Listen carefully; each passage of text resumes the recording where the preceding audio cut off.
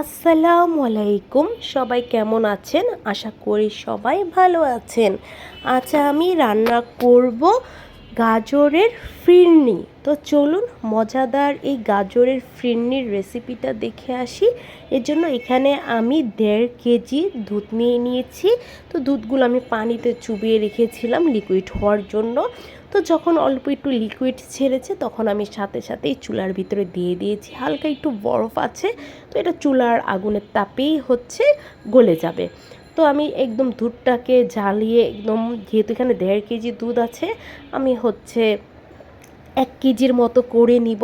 দুধটাকে একটু ঘন করে নিব। তো এই জন্য আমি চুলাতে বসিয়ে রেখেছি। আর আমি দুধটা ঘন করব, বাড়িয়ে ঘন করব না।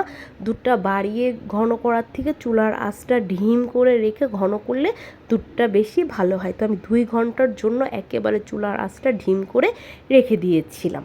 তো 2 ঘন্টা পরে আমি এখানে 2টা এলাচ ফল আর 2 টুকরো দারচিনি আমি দুধের ভিতরে দিয়ে দিলাম। দুধটা কিন্তু প্রায় 1 কেজি থেকে সামান্য একটু বেশি হবে, অনেকটাই আমি শুকিয়ে নিয়েছি। আর এখানে আমি 2 মোট চাল থেকে একটু কম হবে, আমি এটা ধুয়ে ভিজিয়ে রেখেছিলাম আধা ঘন্টা। আর গাজর, 1 কাপ গাজর আমি গ্রেট করে নিয়েছি।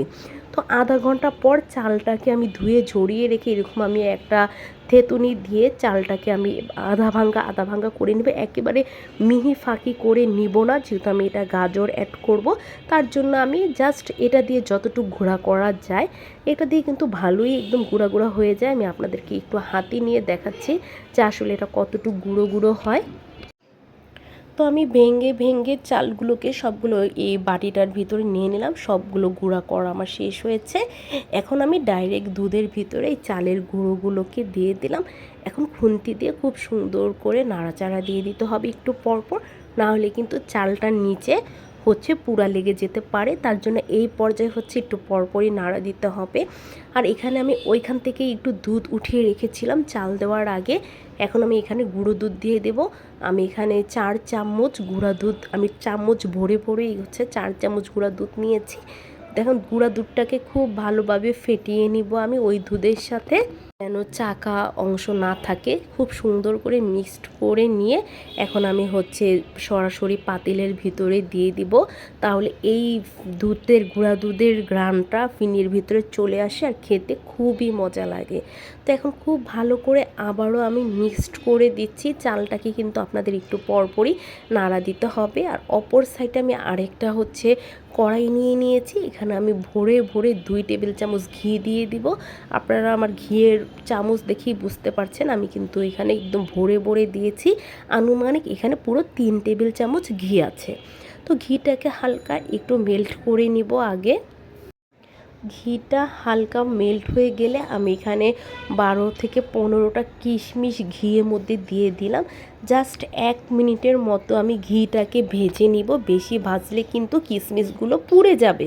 1 মিনিট ভাজা হয়ে গেছে কিশমিশগুলো। এখন যে 1 কাপ গাজর গ্রেট করে রেখেছিলাম, এই 1 কাপ গাজর এখন এই ঘিয়ের উপরে দিয়ে দেব। আর গাজরটাকে কিশমিশের সাথে খুব সুন্দর করে একদম ভেজে নেব। তাহলে এই গাজরটা ফিরনিতে দিলে খুবই টেস্টি হয়। ঘিতে ভেজে নিলে, না হলে একটা গাজর যেটা কাঁচা একটা স্মেল আছে ফিরনির থেকে, কিন্তু সেই গাজরের স্মেলটাই পাওয়া যাবে, ফিরনির যে একটা ফ্লেভার সেটা পাওয়া যাবে না। তার জন্য আমি অপর চুলায় ভালোভাবে কিন্তু চালটাও নাড়া দিচ্ছি। আর আরেক চুলায় খুব ভালো করে আমি গাজরটা ভেজে নিচ্ছি। গাজর থেকে কিন্তু পানি বের হবে, সেই পানিটাও কিন্তু আপনাদের চুলার আঁচটা বাড়িয়ে পানিটাও কিন্তু একদম শুকিয়ে নিতে হবে। একদম গাজরটা দেখতে পুরো সেমাইয়ের মতো ঝরঝরা যখন হয়ে যাবে, দেখতেই পাচ্ছেন গাজরটা একেবারে ঝরঝরা হয়ে গেছে। এখন আমি সরাসরি যে দুধের ভিতরে গাজরের এটা কিশমিশ ঘি সব সহকারে ঢেলে দিব। আর সাথে সাথে একটু নাড়া দিয়ে দিব। আর ঘিটা উপর দিয়ে ভেসে উঠবে, সাথে সাথে আপনারা দেখতে পাবেন, দেখেন সাথে সাথে ঘিটা কিন্তু দুধের উপরে ভেসে উঠেছে। এখন কিন্তু পুরো ঘিয়ের ফ্লেভার হয়ে গেছে পুরো ফিরনিটা। তো এখন খুব ভালো করে আপনারা নাড়াচাড়া দিয়ে জাস্ট চালটা কিন্তু সিদ্ধ হতে হবে, যেহেতু চালটা গুঁড়ো করা পোলার চাল, সিদ্ধ হতে কিন্তু সময় লাগবে না। আর গাজরটাও আমি যখন ভেজেছি গাজরটাও চালটাও কিন্তু মোটামুটি পুরো আমার সিদ্ধ হয়ে গেছে। এখন খুব সুন্দর করে জাস্ট ঘনত্বটা করে নিতে হবে। দুধটাকে একদম আপনার যতটুকু ফিরনির জন্য ঘনত্ব রাখবেন ঠিক এরকম করে নিতে হবে। আর চুলার আঁচটা কিন্তু বাড়িয়ে দেওয়া যাবে না, মিডিয়াম হিটে রেখেই কিন্তু আপনার দুধটাকে ঘন করতে হবে।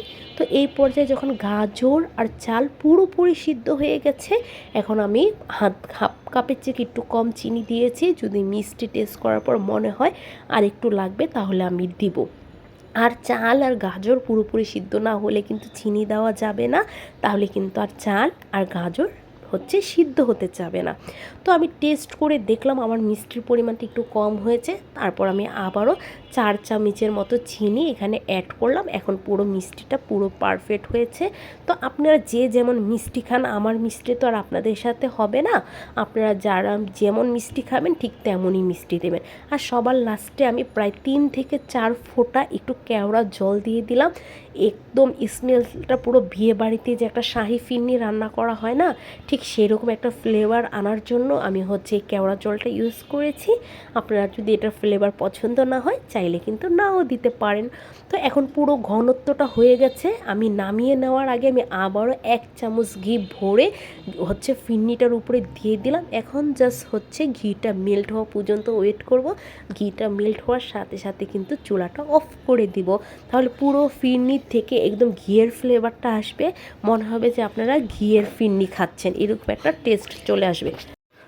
গাজরের ফিরনি রান্নাটা কিন্তু আমার পুরোপুরি রেডি হয়ে গেছে। এখন আমি জাস্ট চুলাটা অফ করে ফিরনিটাকে নামিয়ে নিব। আপনাদের কাছে কেমন লাগলো বলুন তো? গাজরের ফিরনিটা খেতে কিন্তু খুবই সুস্বাদু, খুবই টেস্টি। আপনারা এভাবে বানিয়ে দেখবেন। আল্লাহ হাফেজ।